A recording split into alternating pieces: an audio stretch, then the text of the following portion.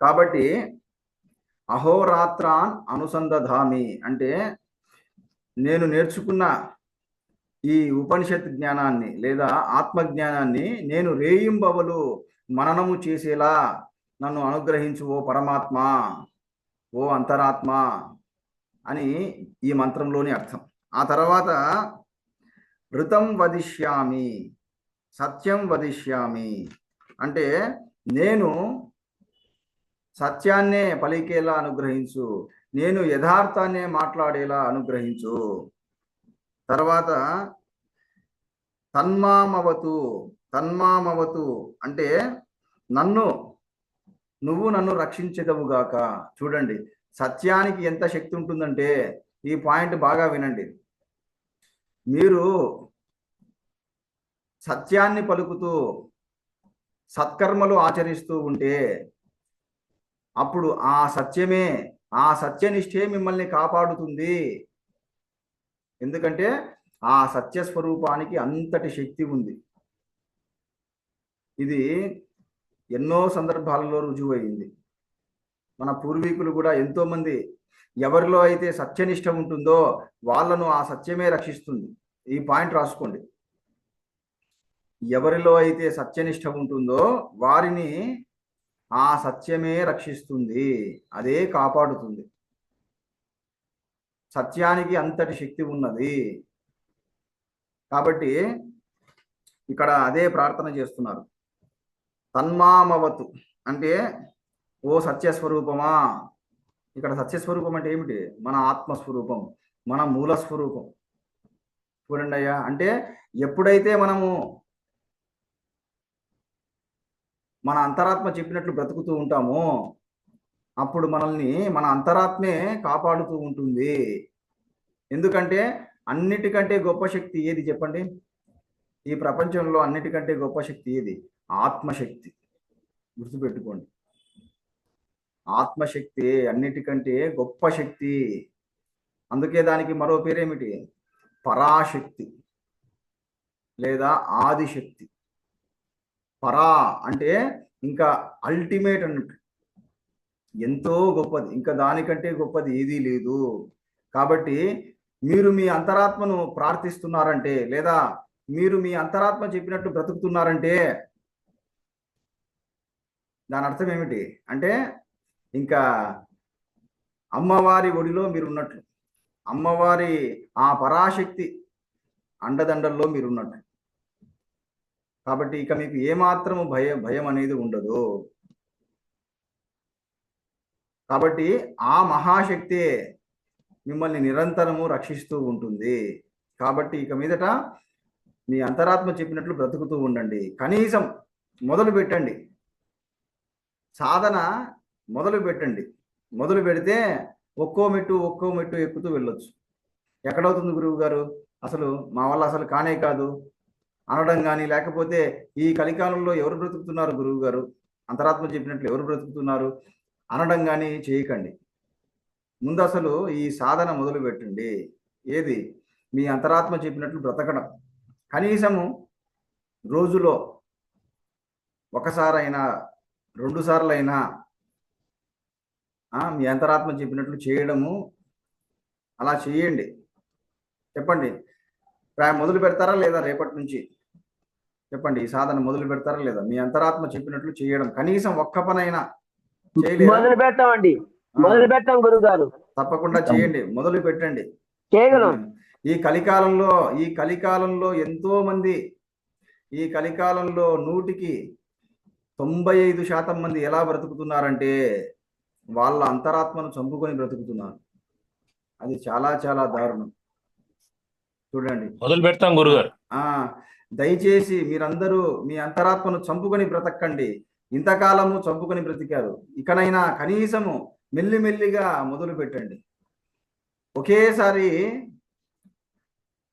ఒకేసారి ఎవరెస్ట్ పర్వతాన్ని ఎక్కలేరు కదా.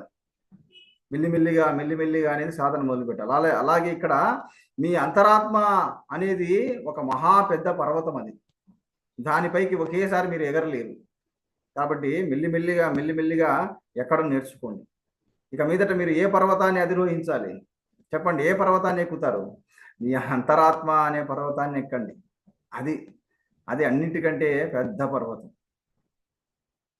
ఎవరెస్ట్ పర్వతాన్ని ఎక్కడం కంటే కూడా ఈ పర్వతాన్ని ఎక్కడం చాలా చాలా కష్టం. చెప్పండి, అవునంటారా కాదంటారా? చెప్పండి.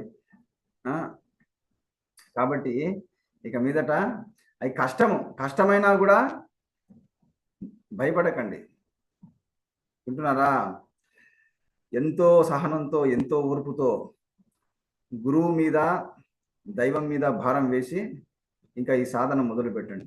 మెల్లిమెల్లిగా మొదలు పెట్టండి. రేపు ఉదయం నుంచి మీరు ఎన్నో పనులు చేస్తూ ఉంటారు. మీరు గమనిస్తూ ఉండండి. మీరు పనులు చేసేటప్పుడు మిమ్మల్ని మీరే గమనిస్తూ ఉండండి.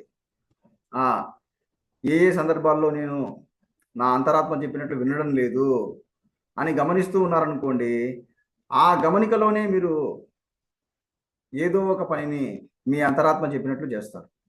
కాబట్టి ఇక్కడ పాయింట్ ఏమిటి? మీరు మీ అంతరాత్మ చెప్పినట్లు ఏదైనా పని చేయాలంటే ఇక్కడ కండిషన్ ఏమిటి? మొదట మిమ్మల్ని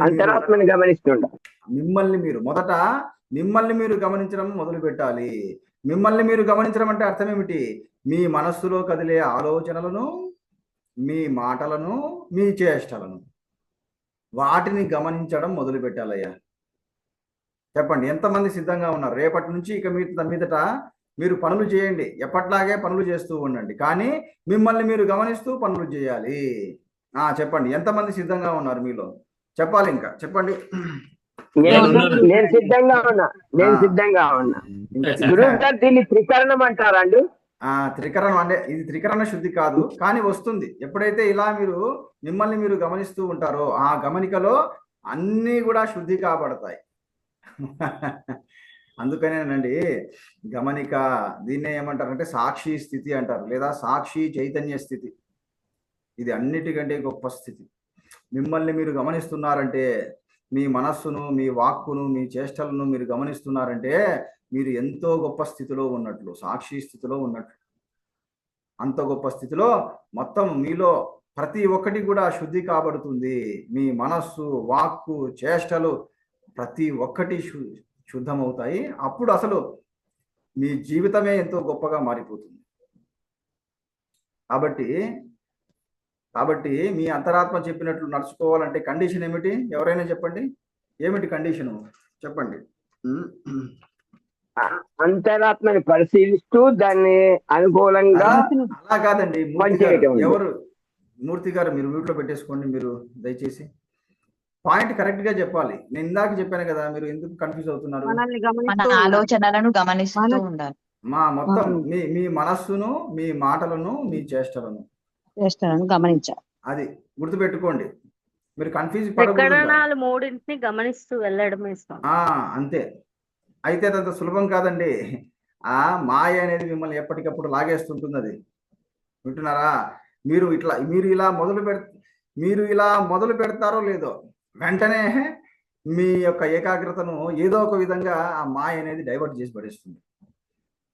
ఇప్పుడు చెప్పమంటారా? నేను అనుభవంతో చెప్తున్నాను. మీరు రేపు ఉదయాన్నే మొదలు పెడతారు.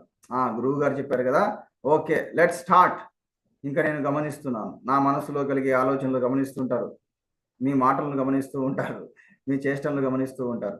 అప్పుడు వెంటనే మీకు ఇష్టమైన ఒక రుచికరమైన పదార్థం కనిపిస్తుంది. వింటున్నారా?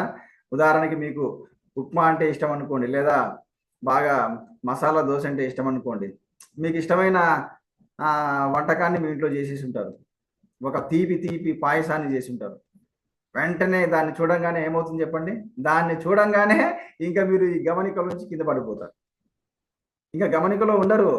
ఎందువల్ల చెప్పండి? ఇది చెప్పిన వాళ్ళకు నేను అభినందిస్తాను. ఈ పాయింట్ చెప్పిన వాళ్ళని నిజంగా అభినందిస్తాను. ఎందువల్ల? ఆ క్షణంలో మీకు ఎందుకు గమనిక ఉండదు చెప్పండి? దాని మీద వ్యామోహం, ఇంద్రియాలకు లోబడిపోతాం. అక్కడ ఏంటంటే అదే మనం అయిపోతాము. ఇందాక చెప్పారు, మూర్తి గారు చెప్పారు, దాని మీద ఉండే వ్యామోహం ఏం చేస్తుందంటే మన బుద్ధిని పనిచేయలేదు. ఆ వ్యామోహానికి ఇంకొక పేరు ఏమిటంటే వాసన. చూడండి, అంటే మన మనస్సులో ఇలాంటి వాసనలు ఎన్నో ఉంటాయి. వాసన అంటే ఒక వస్తువుకు సంబంధించిన బలమైన కోరిక. ఒక వస్తువుకు సంబంధించిన లేదా ఒక వ్యక్తికి సంబంధించిన ఒక బలమైన ఇంప్రెషన్, దాన్ని వాసన అంటారు. ఎప్పుడైతే మన మనసులో అవి పైకి వస్తాయో ఇంకా జీవుడు ఆ సాక్షి స్థితిలో ఉండలేడు. అంటే ఆ వాసనల చేత ఆ జీవుడు బలవంతంగా లాగబడతాడు. చూడండి, అందుకనే దీన్ని బట్టి ఏం తెలుస్తుంది అంటే ఈ మనుషులు ఈ కలికాలంలో 100కి 98% మనుషులు వాసనా జ్ఞానంతో బ్రతుకుతున్నారు. అబ్బా, జ్ఞానం అనేది 2 విధాలుగా ఉంటుంది. వాసనా జ్ఞానము, వివేక జ్ఞానము. ఎప్పుడైతే మనిషి వాసనా జ్ఞానంతో బ్రతుకుతూ ఉంటాడో అప్పుడు మనిషికి జంతువులకు తేడా లేదు. బాబా బాబా, జంతువులు కూడా బ్రతుకుతున్నాయి. ఏ జ్ఞానంతో? వాసనా జ్ఞానముతో. అంటే ఆకలేస్తే ఆహారాన్ని తినడం, దాహం వేస్తే నీళ్లు తాగడం, తర్వాత కామవాంఛ కలిగితే సంభోగం చేయడం, తర్వాత నిద్ర వస్తే నిద్రపోవడం, కోపం వస్తే కొట్లాడడం, ఇదంతా కూడా వాసనా జ్ఞానం. చూడండి, మరి ఎప్పుడైతే మనిషి ఈ వాసనా జ్ఞానంతోనే బ్రతుకుతుంటాడో అప్పుడు మనిషికి జంతువులకు తేడా లేదు. అందుకే శంకరులు ఏమని చెప్తారు ఒక చోట, ఆహార నిద్ర మైథునంచ సామాన్యమేతత్ పశుభిర్నరాణం. చూడండి అయ్యా, ఇవన్నీ కూడా కామన్గా ఉంటున్నాయంట. ఆహారము, నిద్ర, అలాగే మైథునము, ఆ సంభోగము చేయడము, తర్వాత కోపము, ఇవన్నీ కూడా మనిషిలో జంతువుల్లో కామన్గా ఉంటున్నాయి.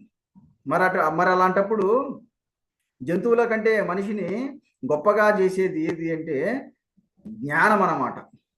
జ్ఞానమే మనిషిని జంతువుల నుండి అధికుడిగా, గొప్పవాడిగా చేస్తుంది. కాబట్టి ఆ జ్ఞానముతో బ్రతకాలి, వివేక జ్ఞానముతో బ్రతకాలి.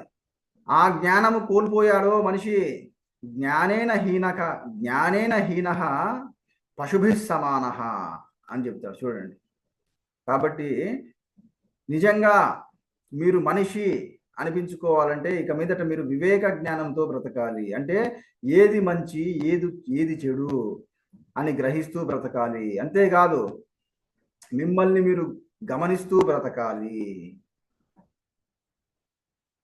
అదే ఎప్పుడైతే మిమ్మల్ని మీరు గమనిస్తూ బ్రతుకుతారో అదే వివేక జ్ఞానం. ఆ గమనిక నుండే వివేక జ్ఞానం అనేది ఆవిర్భవిస్తుంది. అప్పుడు మీకు ఏది మంచి పనో, ఏది చెడ్డ పనో స్పష్టంగా తెలుస్తుంది. ఎప్పుడు తెలుస్తుంది? మిమ్మల్ని మీరు గమనిస్తూ ఉన్నప్పుడు, మీ మనస్సును, మీ మాటలను, మీ చేష్టలను గమనిస్తూ ఉన్నప్పుడే అరెరే అసలు నేనేం చేస్తున్నాను అనే విషయం మీకు తెలుస్తుంది. లేకపోతే అసలు తెలియదు. అందుకనే చూడండి, ఎవరైనా కోపంతో మాట్లాడేటప్పుడు అవతలి వాడు ఏమంటాడు చెప్పండి? ఎవరైనా మీరు కోపంతో మీ ఎదురుగా ఉండే వ్యక్తితో మాట్లాడుతున్నారు అనుకోండి, అప్పుడు ఆయన ఏమంటాడు? ఏమండి, అసలు మీరేం మాట్లాడుతున్నారో మీకైనా తెలుస్తుందా అంటున్నాడు. చూడండి, అంటుంటారా లేదా చెప్పండి? మీరేం మాట్లాడుతున్నారో మీకైనా తెలుస్తుందా? చెప్పండి, విన్నారా లేదా ఇటువంటి మాట? అంటే ఏమైపోయింది? ఆ కోపములో మీరేం మాట్లాడుతున్నారో మీరే తెలియని స్థితిలో ఉండిపోయారు. అంటే ఆ కోపం అనేది ఎంత పని చేసింది? అది చూడండి, అంటే ఆ కోపం అనే ఆ వాసన ఎంత పని చేసిందంటే అసలు మీరేం మాట్లాడుతున్నారో మీకే తెలియకుండా చేసింది. అంటే మీ బుద్ధిని పని చేయకుండా చేసింది. అందుకనే గీతలో భగవంతుడు శ్రీకృష్ణుడు ఏం చెప్తాడు?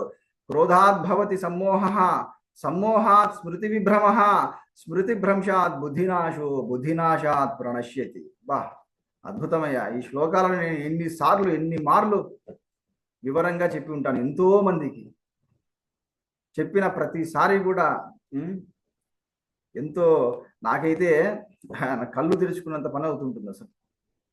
అంటే అక్కడ ఎంత వివరంగా చెప్తాడంటే, నీకు కోపం వచ్చినప్పుడు ఏమవుతుంది? కోపం వల్ల క్రోధాద్భవతి సమ్మోహ, నీకు సమ్మోహం అనేది కలుగుతుంది. అంటే ఇంకా నీవెవరో నీకు తెలియకుండా పోతుంది. సమ్మోహాత్ స్మృతి విభ్రమ, అప్పుడేమవుతుంది, నీ స్మృతులు భ్రమిస్తాయి, నీ మెమరీ అనేది సరిగా పనిచేయదు. అప్పుడేమవుతుంది, బుద్ధినాశాత్ స్మృతి భ్రంశాత్ బుద్ధినాశో, అప్పుడు నీ బుద్ధి కూడా సరిగ్గా పనిచేయదు. ఎప్పుడైతే నీ బుద్ధి పనిచేయదో ఇంకా నువ్వు ప్రణశ్యతి, ఇంకా నువ్వు నశించిపోతున్నావు. అంటే జీవుడు నశించిపోతున్నాడు. ఎప్పుడు నశించిపోతున్నాడు జీవుడు? ఎప్పుడైతే తన బుద్ధి పని చేయకుండా పోతుందో అప్పుడు జీవుడు ఒక జంతువులాగా మారి చేయకూడని పనులు, అతి దారుణమైన పనులు చేస్తున్నాడు, తద్వారా నశించిపోతున్నాడు. ఈ కలికాలంలో అలాగే బ్రతుకుతున్నారు కదండి ఎంతో మంది మనుషులు, నరరూప రాక్షసులు. వాళ్ళను మనుషులు కూడా అనకూడదు, మనిషి రూపంలో ఉండే రాక్షసులు ఉన్నారా లేదా ఈ కలికాలంలో? మరి వాళ్ళు ఎందుకు అట్లా ప్రవర్తిస్తున్నారు? రాక్షసుల్లాగా, ఒక సైకోల్లాగా ఎందుకు ప్రవర్తిస్తున్నారంటే వాళ్ళ బుద్ధి పనిచేయడం లేదు. అంటే వాళ్ళలో విజృంభించిన కోపం వల్లనో కామం వల్లనో వాళ్ళ బుద్ధి అస్సలు పనిచేయకుండా పోతుంది. ఇంకో విధంగా చెప్పాలంటే వాళ్ళలో పైకొచ్చిన కోపము కానీ కామము కానీ వాళ్ళ కళ్ళను, వాళ్ళ బుద్ధిని కమ్మేసిందనమాట. అందువల్ల వాళ్ళు అతి దారుణమైన పనులు చేస్తున్నారు, అతి క్రూరంగా చంపేస్తున్నారు జనాలను. కాబట్టి సరే, ఇంతకు ఎక్కడి నుంచి ఇక్కడ దాకా వచ్చాం, ఏ పాయింట్ దగ్గర?